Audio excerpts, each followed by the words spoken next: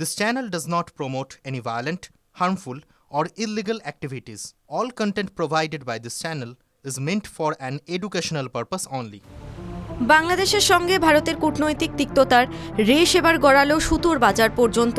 জানা গিয়েছে ভারত থেকে আমদানি করা সুতোর ওপর 10 থেকে 20% শুল্ক বসানোর তোড়জোড় শুরু করেছে বাংলাদেশ। বাংলাদেশের ট্রেড অ্যান্ড ট্যারিফ কমিশনের বৈঠকে এই বিষয়ে সিদ্ধান্ত নিতে পারে ঢাকা। কেন এই সংঘাত?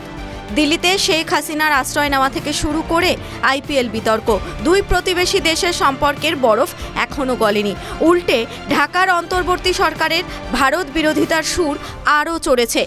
গত এপ্রিল মাস থেকেই স্থলপথে সুতোর আমদানিতে এক প্রস্থ বাধা দিয়েছিল ঢাকা। এবার লক্ষ্য ভারতীয় বাজারকে সরাসরি শুল্কের ধাক্কা দেওয়া। হিসেবটা বুঝে নিন। 2025 সালে ভারত মোট $3.57 বিলিয়ন সুতো রপ্তানি করেছে। আপনি জানলে অবাক হবেন, তার প্রায় 45.9% একাই কিনেছে বাংলাদেশ। এখন যদি 20% শুল্ক বসে, তবে কয়েক হাজার কোটি টাকার রপ্তানি মার খাবে। কার ক্ষতি হবে সব থেকে বেশি?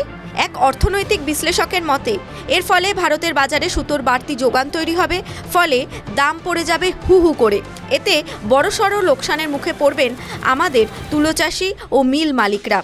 আর এক অংশ বিশেষজ্ঞ বলছেন, ঢাকার এই সিদ্ধান্তে ভারতের রপ্তানি বাজারে বড়সড় ধস নামতে পারে। ভবিষ্যৎ কি?